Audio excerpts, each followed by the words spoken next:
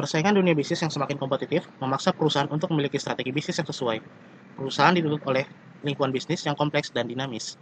Menurut Mulyadi, untuk menghadapi lingkungan bisnis tersebut, perusahaan memerlukan jenis perencanaan yang tidak hanya mampu merespon perubahan yang diperkirakan akan terjadi, melainkan mampu menciptakan masa depan. Gunawan dan Yunita juga menambahkan, selain fungsi perencanaan yang strategik, di sini diperlukan fungsi pengendalian untuk menjamin bahwa sumber daya telah dipersiapkan dengan tepat dan perusahaan telah siap melaksanakan kegiatan pengendalian tersebut. Anggaran sebagai alat manajemen berfungsi untuk perencanaan pengendalian. Hal tersebut merupakan kemampuan yang harus dimiliki oleh manajemen. Berdasarkan kedua pernyataan ahli tersebut, manajemen perusahaan harus memiliki kemampuan dalam hal fungsi perencanaan dan pengendalian yang dapat bersaing di dalam lingkungan bisnis yang semakin kompleks dan kompetitif, agar manajemen dapat dikatakan berhasil dalam menuntun perusahaan untuk mencapai tujuannya. Jumlah laba yang diperoleh perusahaan sering menjadi ukuran atau tolak ukur dari keberhasilan manajemen dalam menjalankan fungsi pokok dan tanggung jawab. Perolehan laba perusahaan sangat ditentukan oleh harga jual, biaya yang dikeluarkan, dan volume penjualan. Perkembangan dan kestabilan penjualan itu sendiri merupakan salah satu bentuk pencapaian bagi perusahaan yang berorientasi pada profit, serta penjualan juga merupakan salah satu cara perusahaan dalam mendapatkan laba. SP Aluminium sendiri, selaku perusahaan tentu mengandalkan penjualan produk sebagai upaya memperoleh laba yang sangat dibutuhkan untuk keberlangsungan dan perkembangan perusahaan. SP Aluminium merupakan perusahaan manufaktur, dalam hal ini pengecoran peleburan aluminium untuk pembuatan peralatan rumah tangga dan berbagai kerajinan berbahan dasar aluminium tentunya. Kenaikan volume penjualan tersebut dapat menggambarkan peningkatan permintaan akan produk sekaligus peningkatan kuantitas produk yang dihasilkan oleh SP Aluminium. Pada akhir tahun 2019, volume penjualan produk mencapai 598.366 kg atau senilai dengan 22 miliar sekian rupiah. Penjelasan tersebut dapat menggambarkan kondisi SP Aluminium yang terus berkembang dari tahun ke tahun hingga saat ini, khususnya pada sudut pandang penjualan yang sekaligus menjadi fokus dari penelitian ini. Hal tersebut tentunya harus didukung dengan suatu alat manajemen yang dapat berfungsi sebagai perencanaan dan pengendalian perusahaan. Sistem manajemen pada SP Aluminium adalah sepenuhnya top-down, di mana manajer tingkat atas merencanakan kegiatan dan manajer tingkat bawah sebagai pelaksana. Walaupun SP Aluminium menjalankan fungsi daripada anggaran yaitu perencanaan dan pengendalian, tetapi pihak SP Aluminium tidak memiliki alat tersebut karena ketidakadaan laporan anggaran yang dimiliki SP Aluminium. Hal ini dibuktikan dari tidak diberikannya laporan anggaran kepada peneliti, dan hal tersebut sudah dikonfirmasi kembali oleh pihak SP Aluminium bahwa mereka tidak memiliki suatu anggaran secara tertulis. Anggaran merupakan alat perencanaan dan pengendalian manajemen. Sesuai dengan pernyataan Gunawan dan Yunita, yaitu fungsi utama dari anggaran adalah untuk memberikan keyakinan akan tercapainya tujuan, sasaran, dan standar perusahaan melalui penjelasan dari isi anggaran tersebut. Sesuai dengan penjelasan pada latar belakang, yang menjadi rumusan masalah dari penelitian ini adalah ketidakadaan anggaran dalam bentuk laporan yang diberikan kepada peneliti, sehingga peneliti menempatkan diri sebagai konsultan untuk mendeskripsikan kondisi perusahaan melalui analisis biaya volume laba, sekaligus memberikan rekomendasi penggunaan forecasting penjualan sebagai dasar manajemen dalam menyusun anggaran penjualan di SP Aluminium Yogyakarta. Berikut ialah pertanyaan penelitian berdasarkan rumusan masalah sebelumnya. Berdasarkan kondisi manajemen perusahaan dari sudut pandang peneliti, melihat berdasarkan struktur organisasi, fungsi, dan tanggung jawab serta budaya organisasi yang dimiliki oleh SP Aluminium. Yang kedua, mengapa analisis biaya volume laba digunakan untuk menggambarkan kondisi SP Aluminium? Dan yang terakhir, apakah forecasting dapat digunakan perusahaan sebagai bahan rekomendasi untuk menyusun anggaran sebagai alat manajemen? Dari pertanyaan tersebut, peneliti memiliki 3 tujuan penelitian untuk menjawab 3 pertanyaan tersebut. Yang pertama, mendeskripsikan kondisi manajemen perusahaan baik dari struktur organisasi secara fungsi dan tanggung jawab serta budaya organisasi yang dimiliki oleh SP Aluminium Yogyakarta. Yang kedua, menggambarkan kondisi perusahaan secara spesifik dengan analisis biaya volume laba menggunakan laporan penjualan dan produksi berdasarkan data historis SP Aluminium. Dan yang ketiga, memberikan penjelasan mengenai pemanfaatan metode forecasting kepada manajemen perusahaan sebagai bahan rekomendasi dalam menyusun anggaran sebagai alat manajemen, dan memberikan rekomendasi mengenai jenis metode forecasting yang dapat digunakan oleh SP Aluminium. Berikut ialah landasan teori yang digunakan oleh peneliti dalam penelitian ini. Yang pertama ialah peran manajemen menurut Mamdouh 2004, di mana proses manajemen, perencanaan, pengorganisir, pengarahan, dan pengendalian kegiatan untuk mencapai tujuan organisasi dengan menggunakan sumber daya organisasi merupakan bagian dari manajemen. Hal inilah yang digunakan oleh peneliti sebagai dasar teori dalam membantu mendeskripsikan kondisi manajemen di SP Aluminium sesuai dengan tujuan penelitian pertama tadi. Kemudian landasan teori berikutnya ialah analisis biaya volume laba menurut Garrison 2013 yang terdiri dari 5 faktor. Pertama ialah harga jual produk, volume penjualan, biaya variabel per unitnya, total biaya tetap, dan bauran produk yang dijual. Dan juga ada teori mengenai laba dan perencanaan laba menurut Garrison 2013 juga. Perencanaan laba pada dasarnya wajib dilakukan demi mencapai tujuan, yaitu laba yang diharapkan. Teori Garrison tersebut juga digunakan oleh peneliti sebagai dasar teori dalam membantu menggambarkan kondisi perusahaan secara spesifik dengan analisis biaya volume laba sesuai dengan tujuan penelitian kedua. Untuk landasan teori berikutnya, yaitu forecasting atau peramalan, menurut Gunawan dan Yunita, memberikan keyakinan kepada perusahaan serta meminimalkan ketidakpastian. Di mana untuk memberi keyakinan, peneliti menggunakan analisis tren atau kecenderungan. Tren sendiri merupakan pergerakan lambat dengan waktu berjangka panjang dan condong menuju ke salah satu arah, apakah itu meningkat atau maupun mengalami penurunan. Untuk tren sendiri ada tiga metode. Yang pertama tren bebas, tren sangat rata-rata, dan tren matematis. Di mana tren sangat rata-rata dan tren matematis menggunakan data kuantitatif yang bersumber dari data historis perusahaan. Kemudian peneliti juga mengukur tingkat error dalam forecasting tersebut. Menurut Hanke dan Witcher, di dalam forecasting yang menggunakan data kuantitatif sering menggunakan data berupa pola waktu tertentu yang biasanya dalam pola waktu tersebut terdapat error atau kesalahan yang dilakukan oleh teknik forecasting tersebut. Ada tiga metode untuk mengukur error dalam forecasting. Yang pertama, mean absolute error, yang kedua mean absolute square error, dan yang terakhir adalah mean absolute percentage error. Dasar teori tersebut digunakan oleh peneliti sebagai dasar teori yang membantu untuk memberikan penjelasan mengenai pemanfaatan metode forecasting kepada manajemen perusahaan sebagai bahan rekomendasi dalam penyusunan anggaran sebagai alat manajemen, dan memberikan rekomendasi mengenai jenis metode forecast yang dapat digunakan sesuai dengan tujuan penelitian yang ketiga. Untuk penelitian terdahulu, peneliti menggunakan 3 penelitian terdahulu yang bersumber dari Weko Indrajatmono, Ahmad Muhadi, dan Budi Setiawan, di mana ketiga penelitian tersebut membahas mengenai anggaran, khususnya evaluasi. Untuk penelitian ini sendiri, walaupun penelitian ini berkaitan dengan anggaran sebagai alat manajemen, tetapi penelitian ini tidak menggunakan anggaran ataupun laporan anggaran sebagai analisis. Yang kedua, penelitian ini menggunakan analisis biaya volume laba untuk mendeskripsikan keadaan perusahaan sekaligus berikan gambaran tentang perencanaan laba dan analisis forecasting penjualan sebagai rekomendasi dalam penyusunan anggaran. Dan yang terakhir, semua analisis tersebut bersumber dari data historis perusahaan yang berupa laporan penjualan, laporan produksi yang tidak begitu kompleks, laporan laba rugi, dan laporan neraca. Berikut ialah gambaran umum mengenai lokasi objek penelitian, di mana peneliti menggunakan lokasi objek penelitian yaitu SP Aluminium Yogyakarta yang beralamat di Jalan Tanjung UH 6 nomor 84.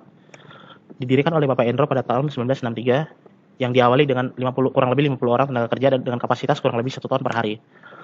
Untuk saat ini perusahaan dipegang oleh Bapak Beni Hendra Prasetya SE dengan kenaikan kapasitas produk menjadi minimal 4 ton per hari dan didukung oleh 120 pekerja. Berikut contoh produknya. Untuk alur penelitian, mula-mula peneliti menentukan topik dan identifikasi masalah dalam penelitian. Kemudian dilanjutkan dengan studi literatur, lalu survei observasi awal objek, lalu menggunakan pertanyaan dan tujuan penelitian, dilanjutkan lagi dengan pengumpulan data. Jika data sudah cukup, bisa dilanjutkan dengan pengolahan data, analisis data, kesimpulan penelitian, dan saran dan rekomendasi.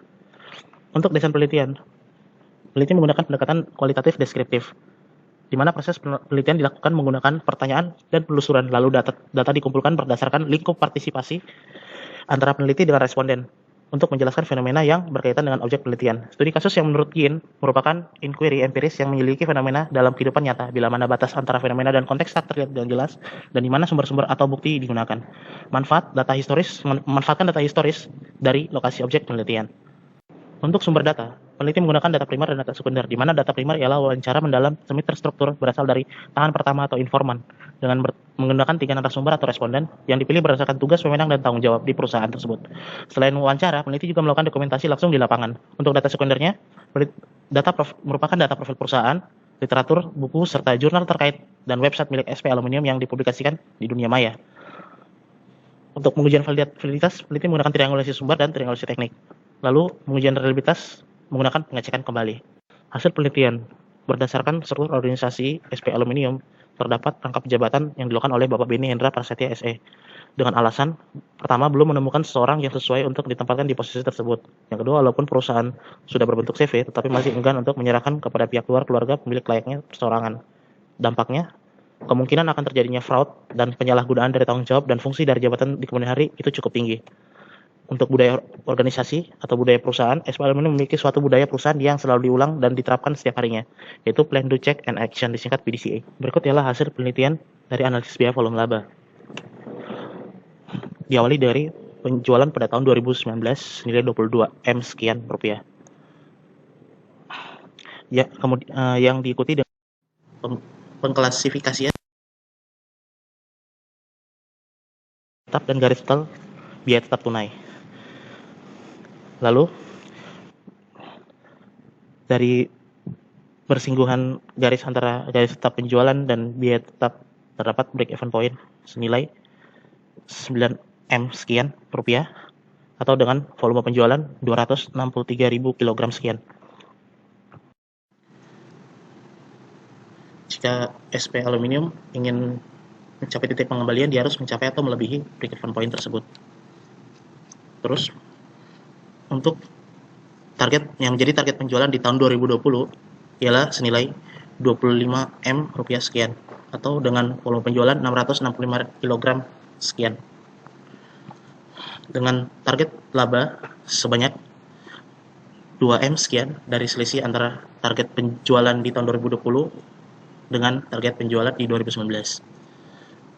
Antara target penjualan di 2020 dengan break even point terdapat margin of safety di mana menunjukkan batas minimum atau batas maksimum penurunan jumlah penjualan yang diharapkan sebanyak 15 M sekian. Begitu juga dengan margin of safety untuk volume penjualan. Berikutnya terdapat shutdown point dengan jumlah 8 M sekian atau volume penjualannya 226.000 kg sekian. Bila mana perusahaan tidak bisa mencapai titik tersebut atau berada di bawah posisi shutdown point, perusahaan tidak mampu untuk membiayai biaya operasi perusahaan dan bisa dipastikan perusahaan tersebut bakal kolaps. Berikut ialah hasil penelitian dari forecasting. Dari hasil forecasting tersebut menunjukkan peningkatan secara berkala dan nilai yang ditunjukkan sangat dekat dengan volume penjualan sesungguhnya. Hasil forecasting ini juga melampirkan hasil forecasting di tahun 2020 yang kian juga meningkat. Untuk analisis errornya, terdapat dua metode yang memiliki tingkat error paling rendah, yaitu trend moment dan trend kuadrat terkecil. Ini adalah kesimpulan yang dapat peneliti tarik berdasarkan pertanyaan penelitian dan tujuan penelitian. Terdapat 3 kesimpulan. Yang pertama, mendeskripsikan kondisi perusahaan dari sudut pandang struktur organisasi. Yang kedua, deskripsi tentang kondisi perusahaan dari analisis biaya volume laba. Dan yang terakhir, berupa rekomendasi mengenai jenis metode forecasting yang dapat digunakan perusahaan. Dimulai dari pertama, yaitu selama ini Bapak Beni memegang segala bentuk keputusan manajemen tingkat kecuali terkecuali menerapkan fungsi anggaran dalam manajemen SP Aluminium. Yang kedua, perusahaan selalu menerapkan budaya PDCA. Untuk deskripsi kondisi perusahaan dari analisis, pertama target laba sebanyak 2 M sekian. Untuk mencapai target laba tersebut, perusahaan harus menjual produknya sebanyak 665.000 kg sekian. Kemudian perencanaan laba yang meliputi target laba yang ingin dicapai SP Aluminium pada periode 2020 yaitu 2 M sekian atau 20% lebih besar daripada perolehan di tahun 2019.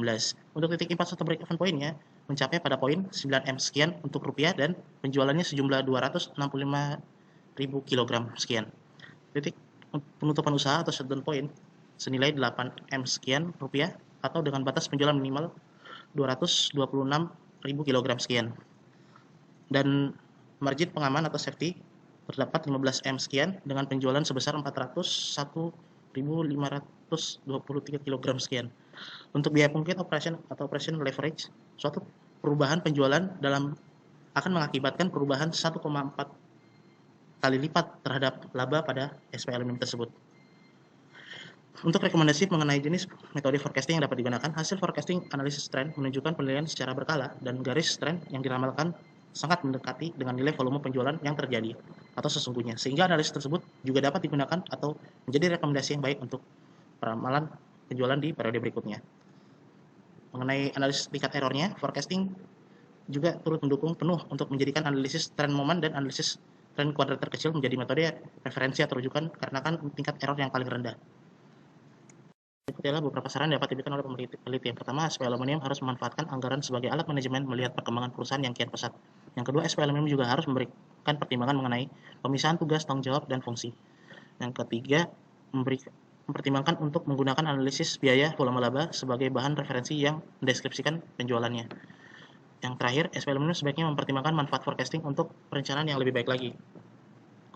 Untuk keterbatasan penelitian dan saran bagi penelitian selanjutnya. Keterbatasan pertama ialah analisis masih menggunakan laporan penjualan, laporan produksi yang menurut peneliti itu kurang lengkap untuk dianalisis, laporan neraca dan laporan laba rugi. Peneliti tidak menggunakan laporan anggaran dikarenakan pihak SPL Aluminium sendiri tidak memberikan laporan tersebut kepada peneliti.